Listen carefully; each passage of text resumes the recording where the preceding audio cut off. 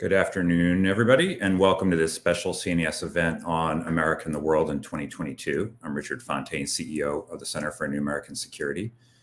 To say that the foreign policy agenda is full right now, I think would be an understatement. The global pandemic, of course, continues its march with all of the attendant social, economic, and political consequences of it. Russia today has more than 100,000 troops on Ukraine's borders, threatening war and prompting an acute crisis in Europe. Competition with China continues to rise in areas ranging from the military balance in the Indo-Pacific to supply chains to technology. In Afghanistan, the United States is out, but there's a humanitarian catastrophe looming. And as the killing this week of the top ISIS commander shows, threats in the Middle East endure as well. So it's a daunting agenda for the Biden administration to manage, for the United States as a whole, and for many countries around the world. And of course, many of these issues pull in other actors as well, the Congress, the private sector, allied governments, and more. Today, we will discuss the issues that'll top the global agenda in 2022. To do so, we have three members of the CNAS Board of Directors who are top experts in multiple fields. Michèle Flournoy is co-founder and managing director of West Exec Advisors, former Undersecretary of Defense for Policy and chair of the CNAS Board. Jay Johnson is partner in the law firm of Paul Weiss, former Secretary of Homeland Security. James Murdoch is founder and CEO of Lupa Systems and served as CEO of 21st Century Fox, among other positions. So welcome to the three of you. I'll get the conversation started, and if folks in the audience have questions, you can put them in the Q&A box. We'll try to get to as many as we can. And we'll also have a few audience poll questions to see how you're thinking.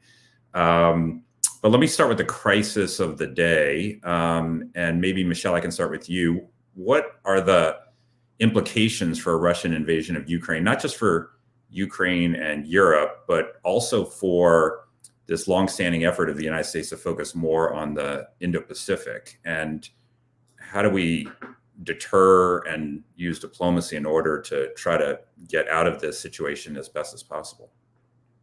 Well, Richard, thanks for convening this conversation. It is certainly timely, and I would agree with your assessment. This is an incredibly daunting set of challenges for any administration. I'll start with your last question. I actually think the administration has been right to try to pursue de-escalation through diplomacy, through reinforcing NATO's posture on NATO's frontline states and the borders with Russia.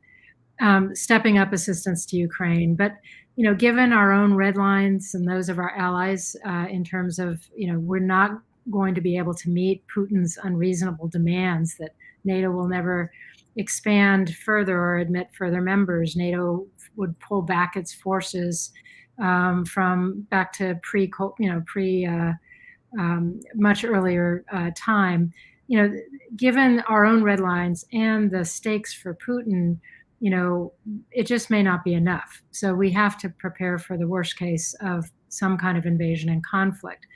If Putin does invade and is successful, it has the potential to redraw the map of Europe, greatly expanding the buffer zone between the NATO countries and Russia, which is one of his ultimate aims.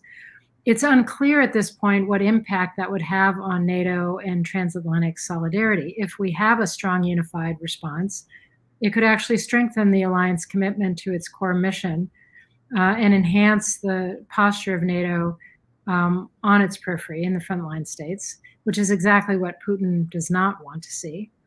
But even then, the inability to stop or deter Russia would be a loss for the democratic West and a win for the sort of creeping, more muscular authoritarianism that we've been seeing from Putin and others. In terms of the broader impact on U.S. credibility and the calculus of other countries, if Putin's successful, it could certainly embolden others like President Xi, though, again, I don't think that's likely in the near term, given his own domestic agenda of wanting a stable year up in the run-up to the 20th Party Congress. But over time, it could certainly fuel Xi's calculations. And then lastly, to your point in the question, this is going to, if it goes on, this crisis, it will consume a lot of the oxygen in the Situation Room, meaning less time, less leader bandwidth for strategic priorities like the competition with China, like deterring China. Those activities won't stop, but they will inevitably get less time and attention than they would have otherwise absent this crisis. Jade, let me go to you, and if you have thoughts on those questions about Russia, Ukraine, but also specifically about the homeland threat, the array of sanctions and punitive measures that the administration is prepared to put into place if Russia invades Ukraine is pretty coercive. We know that Russia has the ability to use cyber capabilities to disrupt or at least attempt to disrupt our politics, elements of our economy and stuff like that. So how do you think about the threat to the homeland if Russia crosses the red line, so to speak, and the United States retaliates? What's at risk there?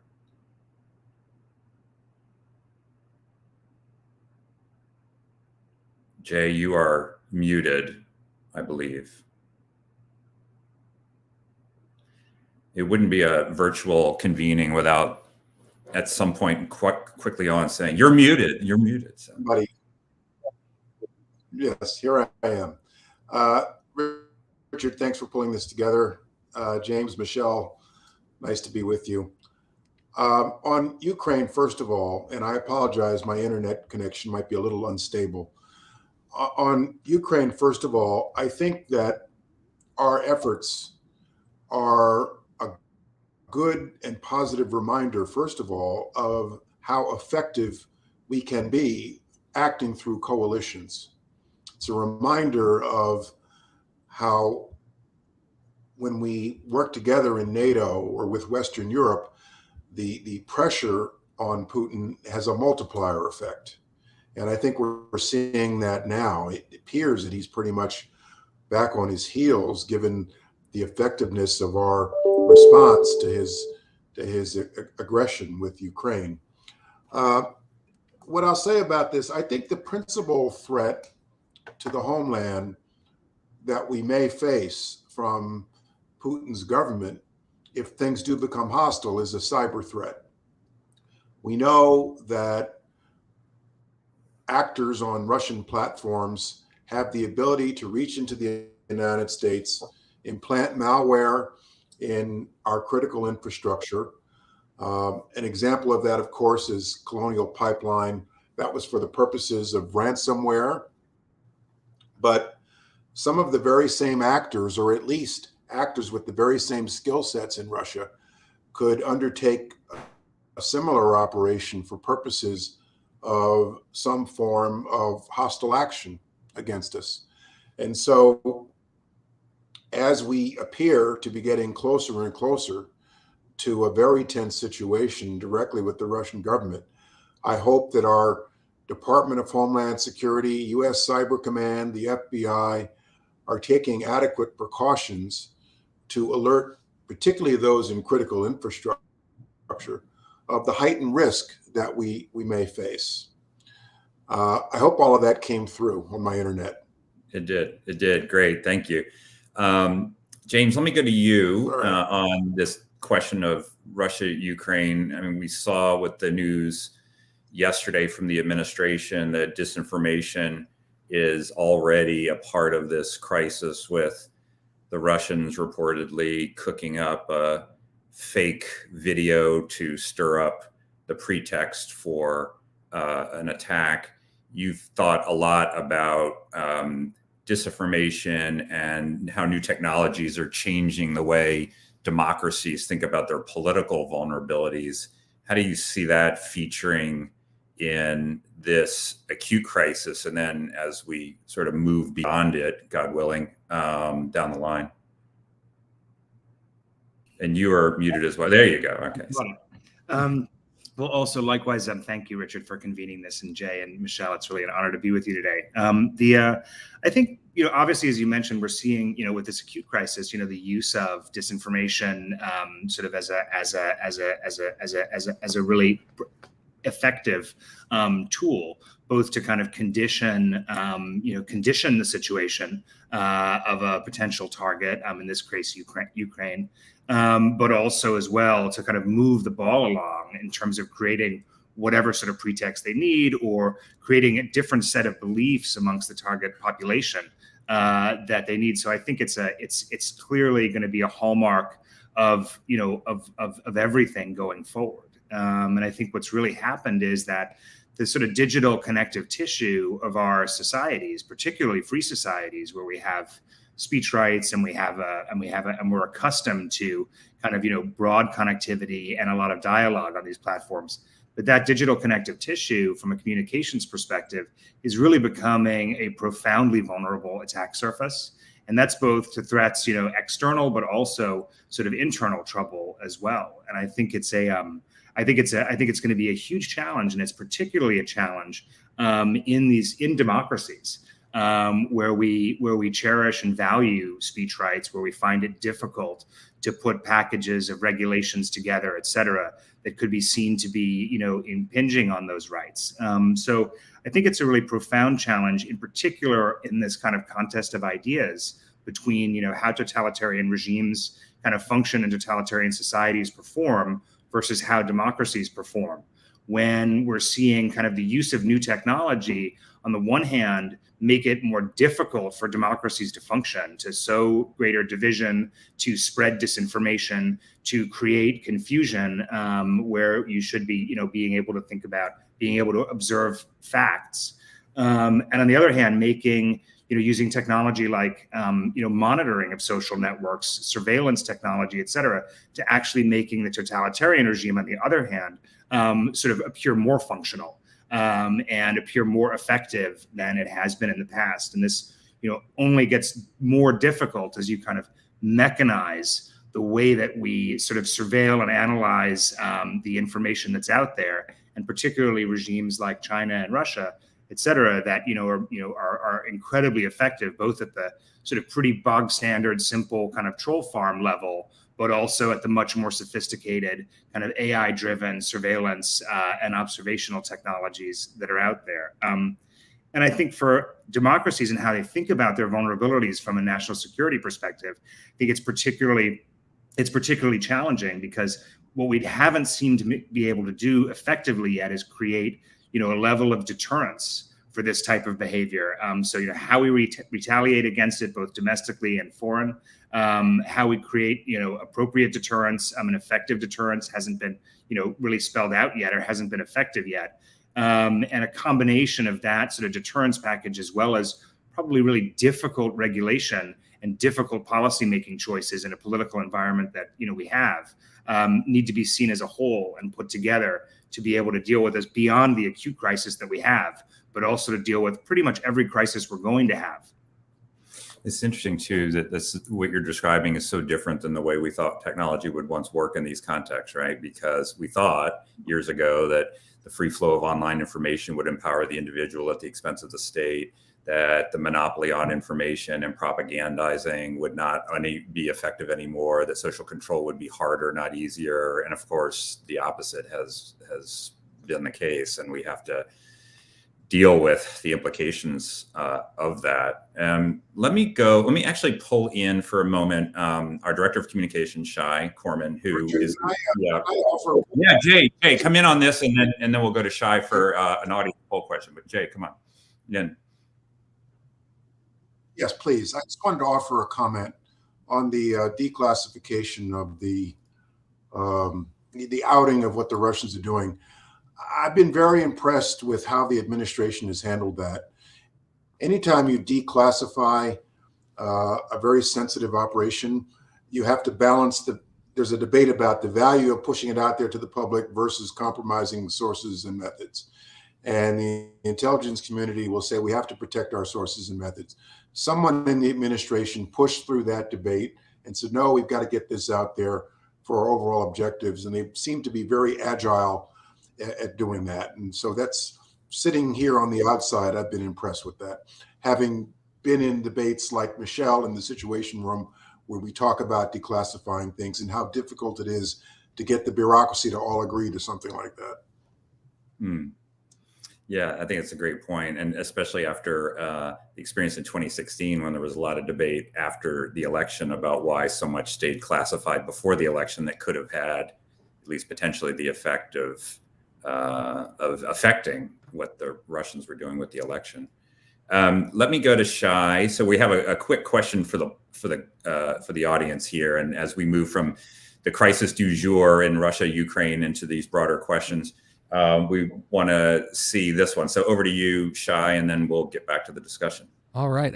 Thank you, Richard. Thank you to our panelists. To our audience, we really want to know what you have to say. So if you are on cnas.org/live, right below your window where you're viewing the program is a chat box, and the poll is now open. And audience poll number 1 is, what should be the Biden administration's top national security priority? Your choices in the poll are pandemic response, competition with China, domestic terrorism, and Russian threats to Ukraine. Of course, we always welcome your other additional answers in the chat, but please do vote, and I'll be back in a little bit with the results. You see why we call him DJ Shy at CNAS. He seems like he's in the middle of the night on a call-in show and, request and dedication. So giving the audience a chance, Michèle, to vote. We'll go back in 2 minutes or something. The administration, despite the crisis du jour, says that their number one priority is dealing with China, competition with China. The number one priority region is the Indo-Pacific.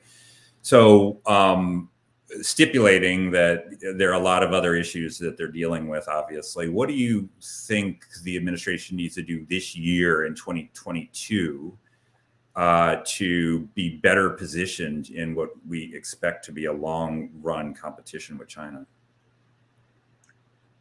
So it's a great question. I think that this is the most salient issue if you take a long-term perspective. If you ask what is going to affect the security and prosperity of Americans for decades to come, it is how we handle this competition with China. So I would say, 5 key things. One is, and this will be tough given the political polarization that we're experiencing, but we've got to pass critical legislation to actually invest in the drivers of American competitiveness. The USICA bill, the CHIPS Act, whether it's science and technology funding, research and development in key areas. We need to identify those key technology areas where we have to be competitive and keep our edge. And then we need to place big bets as a nation and use government funding to attract private sector funding in the areas where we really need to compete and win. Secondly, I'd say I think we need a presidential call to action to kind of get the American people engaged and standing up to compete. We have many chapters in our history when it seemed like we've been down and out, and with real leadership, people stand up, the nation gets moving again. And I just don't sense that there's a shared sense of urgency when you get outside of Washington, D.C. So I think we need some real engagement with the American people on this issue and to explain to them what the stakes are for them. Third, we've got to do this with allies. And I think the administration deserves kudos here for its reinvigoration of the Quad, for the AUKUS agreement. But we've got to get our allies working with us, not only in the security domain, but on things like technology development, export controls, deeper economic cooperation, and so forth. Fourth on my list would be a focused near-term effort to strengthen deterrence. And I'm talking about not what we're going to have in 10 years, 15 years, but what in the next 2 to 3 years can we do to combine what we have in hand, different, the capabilities we have, combine them in new ways, new operational concepts, new activities to meaningfully enhance deterrence, to ensure that the Chinese understand that any aggression, the success of that aggression will be denied or the cost will be too great. And then lastly, we've got to have a positive economic agenda for the region. Absent the Trans-Pacific Partnership, which we chose not to enter into, we haven't really been able to set the table as a key economic partner for the countries in Asia, and we've got to come up with a plan to do that effectively. So those would be my top 5. Great. In just a moment, James, I want to come to you on a bit of this China question, but let's see our poll. If DJ Shai can come back in and show us where the audience is on these choices here. Yeah, here's our poll with competition with China, taking up 2/3 of votes. And thank you so much for our audience. We had a lot of people voting. And then domestic terrorism with 25%, and then pandemic response and Russian threats to Ukraine 5% and 2%. respectively, and those two bounced back and forth throughout. As we're watching the numbers come in, but in general, this was the distribution pretty much from the moment voted starting. Wow. All right. So 2% for Russian threats to Ukraine, which gets exactly to Michèle's point early on about just how much of the internal bandwidth that is going to consume for the time being. James, let me go to you on this China question and be interested in your thoughts on the nature of the competition writ large, but also, as we're speaking, the Beijing Olympics has kicked off. The U.S. has diplomatic boycott. American companies are increasingly caught between the United States and China on some of these issues, including human rights issues. How do you think the private sector should think about dealing with China? And maybe given your previous position at 21st Century Fox, you might say a word about Hollywood in particular and how it navigates the inevitable tensions that they face. It's obviously a difficult question and a difficult line for the private sector to walk. We've been engaged as a country in sort of for 50 years, I guess, and kind of a one-way bet around wanting more economic integration and more economic activity. Market access has been a key desire for American enterprise in China, and a lot of a lot of activity, diplomatic activity, and kind of strategic activity has really been about forwarding those goals. And we get to a place today where now you have an enormous market where some companies can profit very greatly from being there, and they also put a lot of political pressure into the situation to allow China to do things, to turn a blind eye to what the Communist Party is doing in certain places. If you have a lot of airplane engines to sell, you're probably and you're a big American manufacturer of such things, for example. You really don't want you don't want to ruffle too many feathers in Beijing. So I think it's a really challenging situation where we have we have incentives really concentrated at the shareholder level of most of American enterprise, and we have an enormous market in China that offers incremental returns to those shareholders, to which boards and and employees and CEOs, et cetera, have a lot of responsibility. So I think the incentive structure of American enterprise and global capitalism makes it very hard to sort of ignore a market the size of China and not be engaged. Yet at the same time, many companies' customers are more and more asking companies to see the bigger picture beyond profits and see broader stakeholders and say you shouldn't engage in these sorts of places. And we're seeing that really acutely with some of the Olympic situation now, with some sponsors being much more quiet than they have been in the past, some taking very different routes. And I think it's a very challenging moment. I think market access has created enormous leverage, or being able to define market access to China, enormous leverage for the Communist Party. And you asked a question about Hollywood. It used to be we would worry about if whether or not a film, for example, would be censored in its domestic release in China if it were even to be allowed there. And today it's sort of flipped the switch, and actually China uses market access to actually define how the country and the Communist Party is portrayed back here in the films that we're making for ourselves and around the world. And they punish transgressions along those lines with future market access denial, et cetera. So they've actually really been incredibly, I think it's less subtle today, but over the years, it hasn't been noticed as much, just how they've used that to actually affect not just the narratives that are being delivered to their own people, but also the narratives that are, around the world, and to American audiences as well. So it's an incredibly tricky piece in the creative industries, how this sort of market access question has worked. And it's been very cleverly exploited by I think that the Communist Party and the departments involved. But I don't think there's a clear answer. And I think to Michèle's point earlier, until there's really much, stronger signals and stronger, a stronger, set of rules of the road for American companies and how companies are supposed to behave and where they should be exporting technology to, where market access is going to be something that they have to have, or where it's going to be, not allowed for them by us. I think, a package of rules of the road, if you will, around how American companies should be engaging in these situations is really important, particularly in the context of, shareholders really demanding, more and more. And it's very, very hard for, corporate leaderships and boards, et cetera, to ignore them. Jay, let me go to you on the China question. One, I'd be interested whether you would put China far and away the top priority, as the audience seemed to in the poll. And then two, when it comes to some of these technology issues or just the private sector issues in general, I mean, to James's question, I mean, what should the US government be signaling? Do we want American companies to make money in China? Do we not want them to be involved in the Chinese market because it could strengthen our number one potential adversary? How do you think about what the scope of what we should desire in that engagement should be?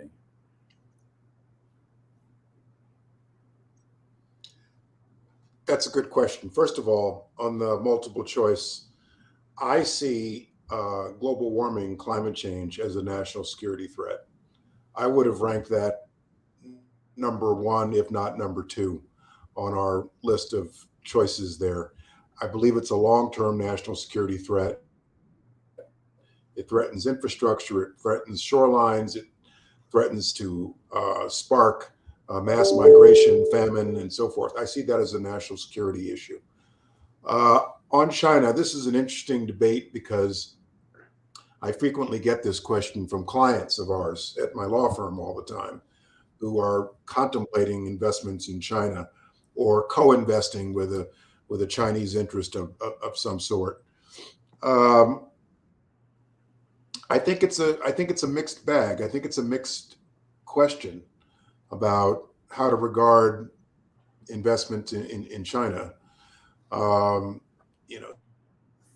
CFIUS can become an issue. Our regulators are becoming more and more aggressive when it comes to CFIUS.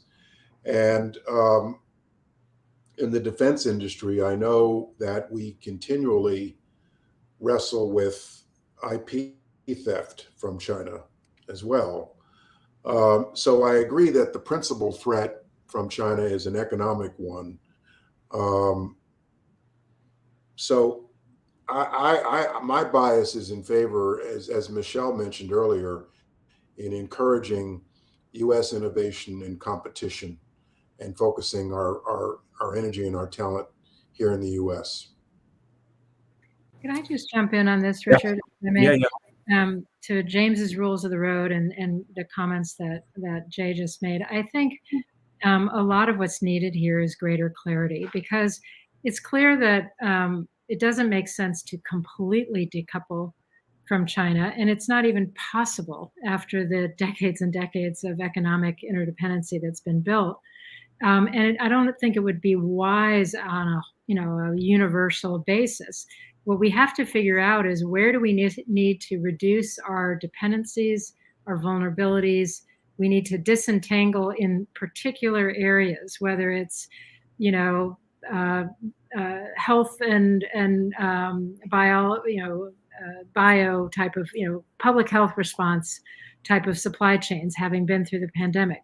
But, semiconductors and certain types of electronics. There are going to be areas where we absolutely want to make sure that we are protecting our IP, that we're not depending on Chinese supply chains and so forth. But there are other areas where, regular economic interaction is not only going to be fine, it's actually quite beneficial to U.S. companies and their ability to invest in innovation here at home. So what's missing right now is where the lines are, and those key judgment calls about where do we need to disentangle and where is it okay to, making sure we have the appropriate controls in place, continue with some degree of interaction and interdependency. And that is really what the private sector, I think, is struggling with. And I'm hoping that this administration can really make a contribution, particularly with, the Commerce Secretary, the, DOD, State, White House working together to really try to come up with a very strategic and smart set of rules that enhance our own competitiveness, while still protecting our national security interests. I think it can be done, but I think that's what we need much greater clarity on. Michèle, let me also follow up on what you said before about the next deterrence in the next couple of years. So if we're thinking about the military balance in the Indo-Pacific and the need to deter Chinese aggression, I mean, you put your finger on the fact that we have a sequencing issue that involves at least potentially some trade-offs, right? Because, for all the talk about new capabilities like hypersonics, or pick whatever your exotic decade-out capability will be, it's not going to help us very much with enhancing deterrence over the next year, 2 years, 3 years. And so we have what we have for the near term, and it's about using those things in new and more creative ways. But how do you think about the trade-offs between those two things? I mean, is it possible to sort of put equal effort into the long game and to how we do things in the short run, or do we need to prioritize one over the other? Well, it's actually, I think you can do both. Being creative and thinking of new ways to use what we have differently and more effectively is not very expensive. It costs mind share, right? And it may cost some adjustment, like if you're going to put it, Navy long range precision munitions like, RASMs on Air Force bombers. Okay, you have to do a little integration work, but it's small potatoes for big impacts. So I think that work can be done. And oh, by the way, a lot of the conceptual work will be done at the sort of combatant commander level with support from the services. Whereas the longer term investment, that's where the bigger dollars are. That's where the services will be in the lead, and to try to think about those future capabilities and concepts. So I think, the truth is we don't have a choice. We have to be doing both. And I do think the department is trying to do this. I would like to see, and I know Deputy Secretary Hicks is working on this, a much more energized effort at concept development, not just for long-term future of warfare, but also in the near term of how do we, no kidding, really bolster deterrence. Yeah. Let's go to the second poll question we've got teed up here. This is slightly more positive. We don't want this entire thing to just be a focus on threats and problems. So Shai, take it away. Sure. Yeah. And again, reminder to our audience, thank you so much for your previous participation. You can go to cnas.org/live. Right below the video screen is a chat box, and that's where our polls are happening. We're also doing some polling on Twitter if you prefer to jump in there. And question number 2 is, in what area of national security will we see the most positive progress in the coming year? And your options here are supply chain security, pandemic response, cooperation with allies, and other. Throw your answers in the chat and let us know what you think. All right. We'll come back in just a minute there. There's a question from the audience, is from Mamet, and this asks whoever would like to field it to look into your Vladimir Putin crystal ball. In your view, what are Putin's political and strategic objectives beyond Ukraine? If he continues to escalate, then de-escalate and repeat, what are the long-term effects on U.S.-European relations? Michèle, do you want to take a stab at that? It's the right question of why is he doing this? What is he after? And I think first he wants to recreate a buffer zone, some depth, strategic depth for Russia that puts land between Russia and NATO borders. So that's thing one. He wants to kind of reassert create a sphere of influence where Russia sort of dictates terms to the countries in that sphere.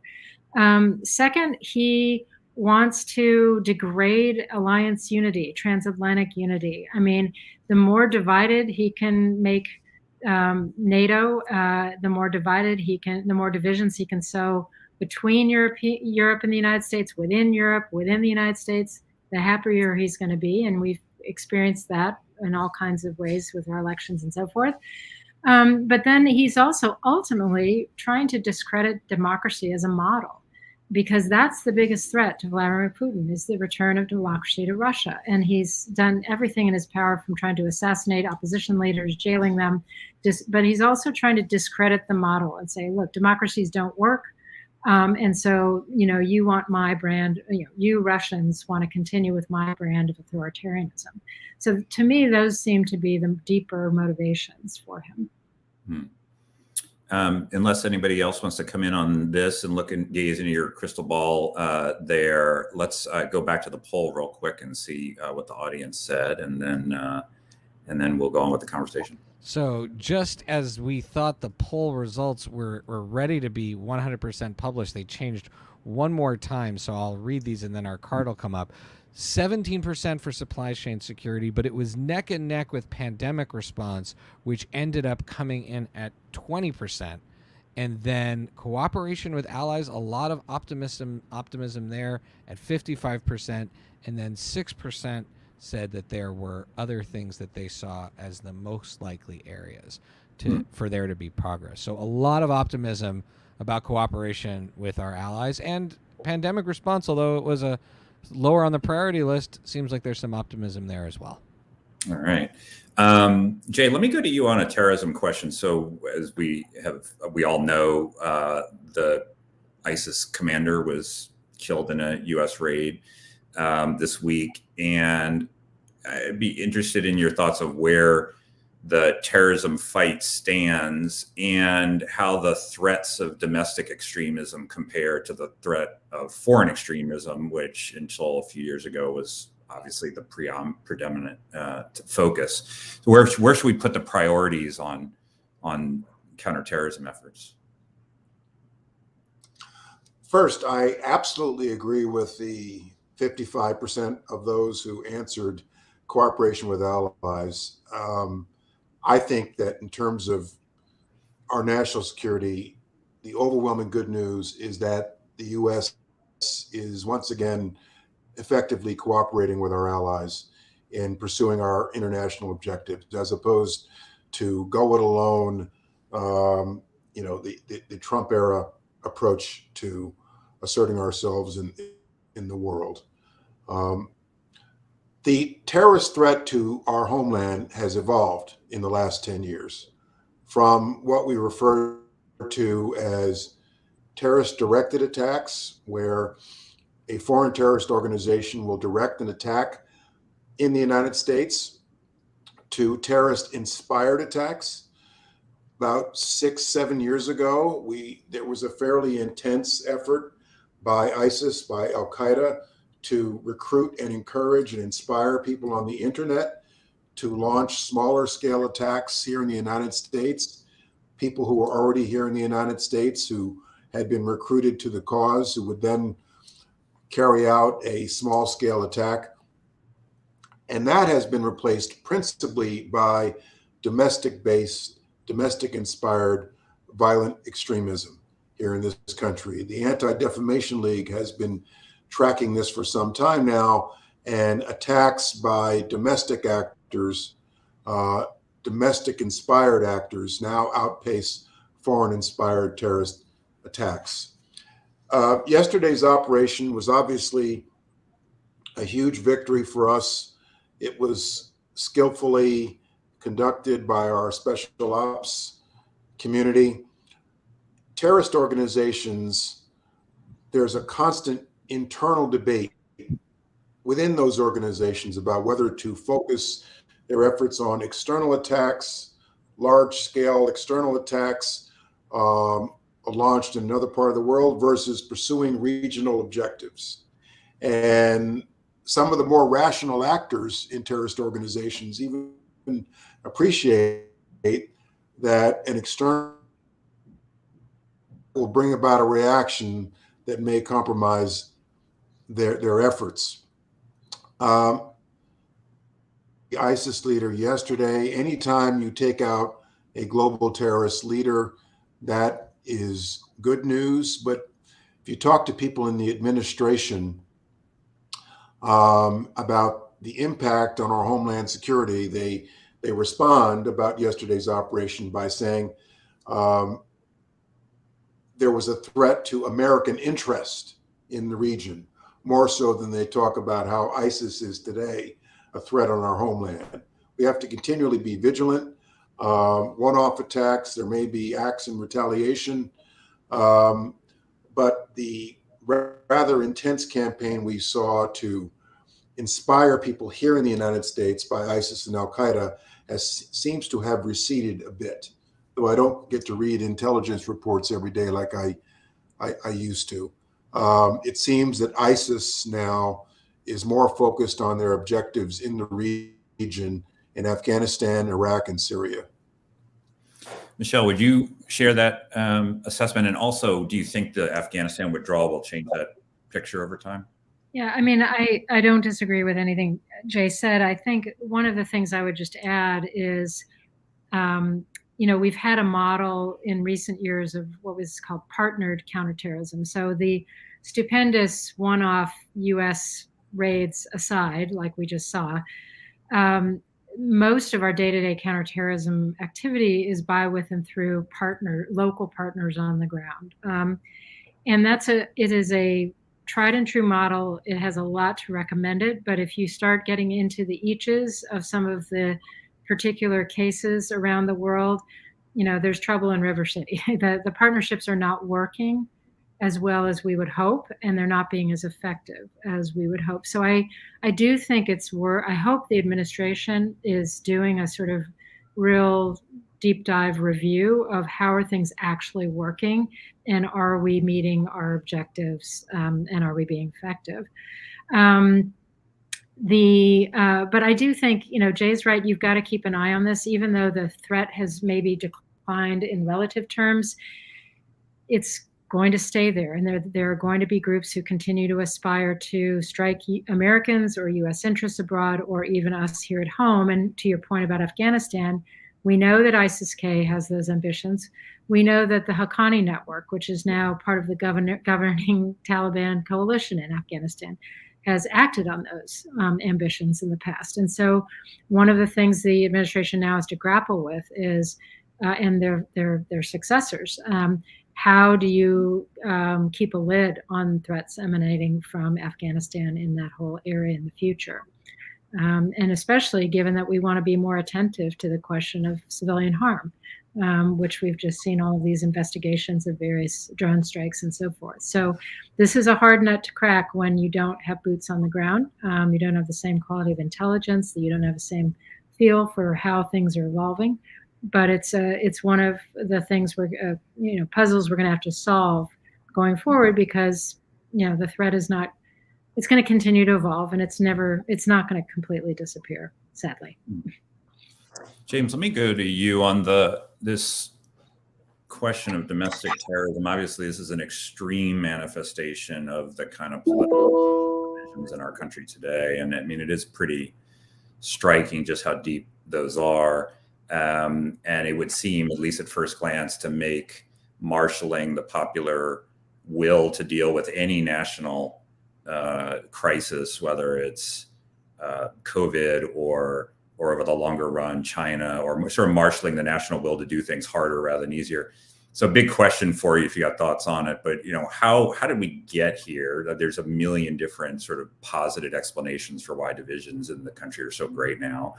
And are there things that we can realistically do about it, rather than sort of, shaking our fist in the air and saying it'd be nice if we had less division in the country? Well, first of all, I'd say that just to echo what Jay was saying before, and he mentioned the Anti-Defamation League's work on tracking domestic terrorism, et cetera. And it really is, the data really is very, very alarming on this front. And really going, in the modern era anyway, I guess, kind of, with kind of Timothy McVeigh, all the way to today, we really see, a greater frequency of, planning and carrying out, various extremist violence. We see, greater organization, again, using technology. I mean, from the days, back in Commodore 64s, It was, the white supremacist movement and Klansmen that were really using early internet connectivity to help organize, domestic terrorism and to help kind of, distribute the playbook for how to continue to sow division and to do what they've been doing. So I think it's a really, really challenging question, and it's one that is really all up to us to solve. Unlike the international terrorism front, whereas we just saw, the good news is more cooperation with allies, like-minded, common interests that we can try to cooperate to deal with kind of the foreign terrorist situation. I think domestically we really have an enormous amount of wood to chop to go through it, and the amount of political sort of divisiveness today, obviously, as you mentioned, makes it much harder. I mean, I couldn't begin to go back to the sort of origins. I'm not a historian, but I would say that as I would agree with you, we can't just sort of tell everybody to play nicer, whether that's the media, whether that's foreign adversaries sowing divisiveness and kind of eroding our civil discourse, or individuals who are just either who can't tell fact from fiction anymore because of the diet of disinformation that they've been consuming for now so long, and in their communities kind of creating echo chambers around that. So I think it's really challenging unless we can really get at the core incentives of what's driving division. And I think frankly that we have to kind of have a reckoning around real political reform. Why is it that the political incentives are driving people to the extremes and driving our elected officials to the extremes, whether that's a Secretary of State in a particular in a state overseeing elections, or whether it's at a federal level, a Senate or a presidential campaign, et cetera. So I think we have to look at what those kind of core incentives are, and really embrace a package of reforms around how we actually how we choose our elected officials, how we think about political discourse. So I would say open primaries, ranked choice voting, all of these sort of package of electoral reforms that have been proven to actually create greater consensus, create more inclusive policies and more inclusive positioning amongst different constituencies, I think, are something that is a hard thing to do, but something we really have to be, we have to redouble our efforts to get done around the place. I think that it's a really difficult thing to ask people not to follow their incentives, and that's politicians, it's the media, it's others. And if your incentive at Facebook is to maximize engagement, and you've created a machine that does that much more effectively than any sort of tabloid editor could ever have figured out how to do, they're just going to keep pushing the buttons that create that engagement that drive us apart as a society. And all of the incentives are aligned in all the wrong places, unfortunately, in this regard. Jay, do you want to come in on this, or were you muting and unmuting? Yes. No, I was unmuting on purpose. Yes. Okay, good. There was a poll out not too long ago that was alarming to me. 15% of Americans, 15%, ascribe to the QAnon theory that our government is run by Satan-worshiping pedophiles.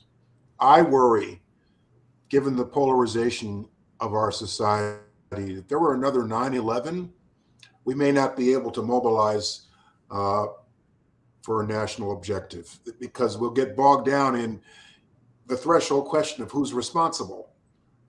Somebody will try to blame Antifa or some other group other than Al-Qaeda. And the best evidence of that, in my opinion, is how we've responded to COVID. The response was so simple and so plain and so straightforward, yet wearing a mask became an item of political correctness. Getting the vaccine, when all the science points to how being vaccinated prevents going to the hospital, there's a large segment of American society that's suspicious of the vaccine. So I view our polarization of our democracy as itself a national security threat because of our inability to effectively respond to a crisis. Michèle, there's a obvious reciprocal relationship between domestic division and national security threats, in the sense that I think it can be established that given the depth of divisions, it's harder to deal with national security threats. But on the other hand, the presence of national security threats has tended over our history to bring Americans together rather than focusing on what divides us. I think we see this in NATO today, where, suddenly everybody's pro-NATO in Europe because Russia's on the borders of Ukraine and NATO, whereas, not long ago, everyone's, complaining about each other and the fact that NATO's brain dead and everything else. And of course, during the Cold War, the presence of the Soviet threat led to a lot of domestic innovations and programs, from the interstate highway system to, the internet itself, to all kinds of things that arguably would not have been possible absent the political will generated by the perception of an external threat. So, it's dicey to use an external threat that way, theism and things like that. Yeah, Jay, go ahead. I was going to say my question would be about China today. Jay, go ahead. The interstate highway system was built at a time when polls showed that 70% of Americans trusted their government to do the right thing, which is not true anymore. Yeah. All right. So if we needed to further depress the picture, but Michèle, my question was going to be about China. So given the constraint, maybe we couldn't build an interstate highway system today, but it turns out that we can at least get pretty close to passing major legislation that would spend tens of billions of dollars on domestic innovation and industrial policy sorts of measures, which, absent the China threat, would not be possible, given what Republicans and Democrats are prepared to do. So to what degree do you think China will or will not bring people together? And to what degree should political leaders use that as an incentive to actually work together? Yeah, no, I think China is bringing people together across the aisle. We've seen that. If you look at the support for bipartisan support for legislation, it tends to be, as you mentioned, along, in areas where there's a perception that we need to invest in order to compete successfully vis-a-vis China. And if you talk across the aisle in the national security community, lots of consensus about the challenges that China poses. There may be some debates about exactly how to deal with that challenge, but relative to other areas, there's a lot of consensus on the China challenge. And even, some of that is starting to seep into general public polling. When you look at some recent polls, China has sort of moved up the priority list, even among Americans more broadly, as a primary concern. I think the thing we have to be careful about are two things. One is not to you sort of go into a China baiting mode and to go to an extreme of policy where you need to, as I was describing before, you need a scalpel to sort of carefully carve out these areas of disentanglement. Whereas if you're not careful, you can create the political push for like using a sledgehammer and just smashing any sort of relationship. There are areas where it's in our interest to still cooperate with China. Jay mentioned climate change, nonproliferation, preventing future pandemics, and in some areas, even economically. So we have to be careful. And the other thing we have to be careful about is the creation of anti-Asian American hate here in this country. We've seen a huge uptick in violence against Asian Americans or Asians who are living in the United States because of the greater China threat perception.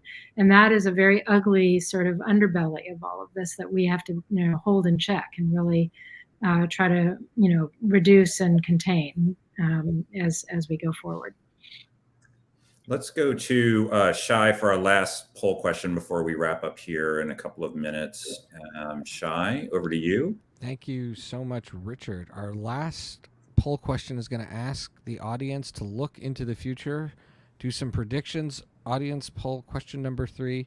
Oops, those are the answers. The question. You know the answers already? Well, I know what the options are. These are the questions. I have to put the question up first, though. What potential crisis might emerge in 2022? Your options are a worsening Ethiopian civil war, North Korean nuclear test, Iran confrontation, very timely with the talks in the news, and other. Please put your answers in the chat, and I'll be back. People are already voting. I'll be back in a bit with the answers. As we start to wrap up here, certainly if you have the answer to that question or a guest answer, please let us know. James, I wanted to ask you specifically about something at CNAS we're thinking more about, and I know others are as well, which is the sort of national security implications of cryptocurrency in particular. Is a specific issue, but one that seems every day to be growing in consequence. And, you could take this a million different directions, whether you're talking about central bank, digital currency, or bank disintermediated cryptocurrencies and things like that. But it seems to me that this bumps or could bump right up against America's favorite foreign policy tool now, which is sanctions. So in response to every crisis, we threaten to sanction whoever it is in order to deter. And then if they do something bad, we sanction them and we sort of move on because of our disproportionate dominant role in the international financial system. So do you see cryptocurrency as having foreign policy implications on the sanctions front and the utility thereof, or more broadly by empowering actors outside of government? Boy, I don't know. It's a big question. I think there's been a lot of attention, obviously I'm looking at the kind of crypto world primarily as, or at least it seems that a lot of the public attention has been around, this sort of, asset class or this currency that is non-fiat, right? So outside the banking system, outside banking regulators, central banks, et cetera.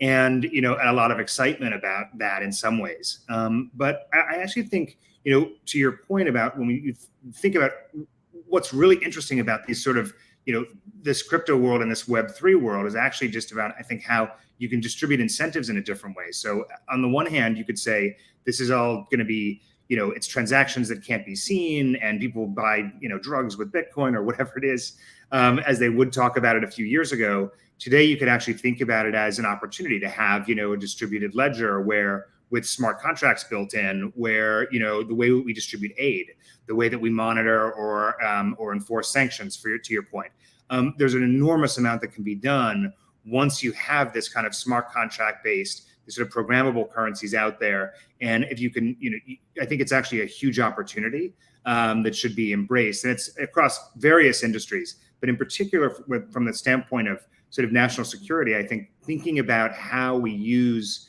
sort of Web3 as, a real tool in economic statecraft, I think was something that would be a welcome focus.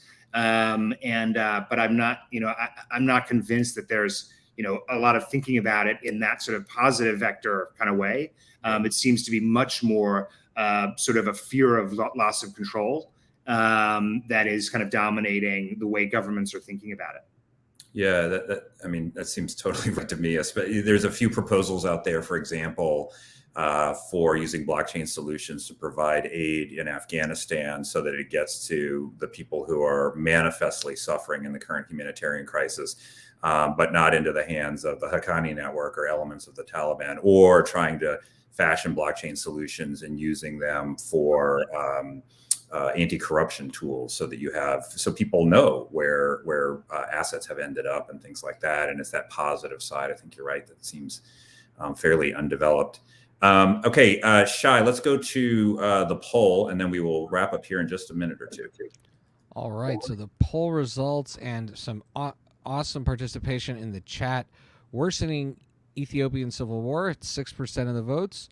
North Korean nuclear test 21%. Iran confrontation 27%, but with the plurality voting for 45% other answers. And some of the answers in the chat were election interference, the economy, Arctic and resource competition, Russian pressure on Ukraine, domestic terrorism and violence, failure of the administration to clarify and manage the narrative rather than being reactive, China and then a couple for China invading Taiwan. So a lot of people looking into their crystal ball.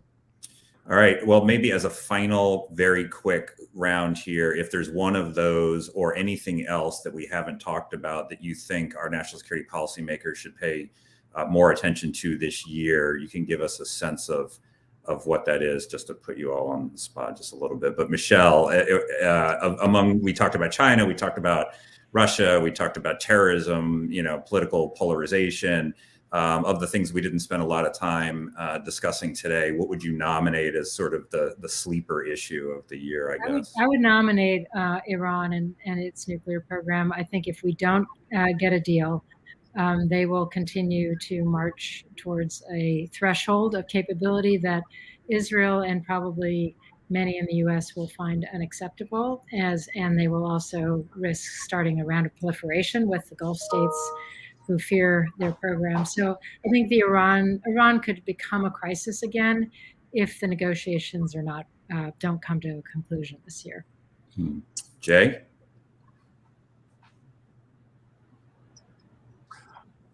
I would have answered North Korea. I think Kim Jong-un got used to Donald Trump's attention and probably feels like he's been pushed aside on the world stage, and will do things to act out to get our attention. And James? Yeah, I would say there are enough things on those lists with a probability that's somewhat greater than zero that it's highly improbable that none of them will happen. Right. So so these kind of sleeper ones that maybe have been on the back burner in the public consciousness, et cetera. I agree with both Jay and Michèle. They seem like clear kind of coming flashpoints. But I would say, as something that can have long-term national security implications in a very profound way. I think that this year as a midterm election year, with all the dynamics we were talking about earlier with respect to domestic terrorism, with Jay's comment about QAnon, et cetera, with the ongoing January 6th, committee hearings and, still a reckoning around sedition and what's happening there. I think we're in for a very, very potentially very volatile year domestically that will have profound national security consequences as we go forward. All right. I guess maybe the saving grace in some of these prognostications that it'll keep CNAS in business and generating ideas to deal with these many challenges that the country faces on the national security front and beyond. But thank you so much to the three of you for your great insights today. Michèle, Flournoy, Jay Johnson, and James Murdoch, thanks so much for joining us. Thanks to everybody who tuned in and who is watching this. And we will see you at the next CNAS event like this in the future. So thanks again and have a great day.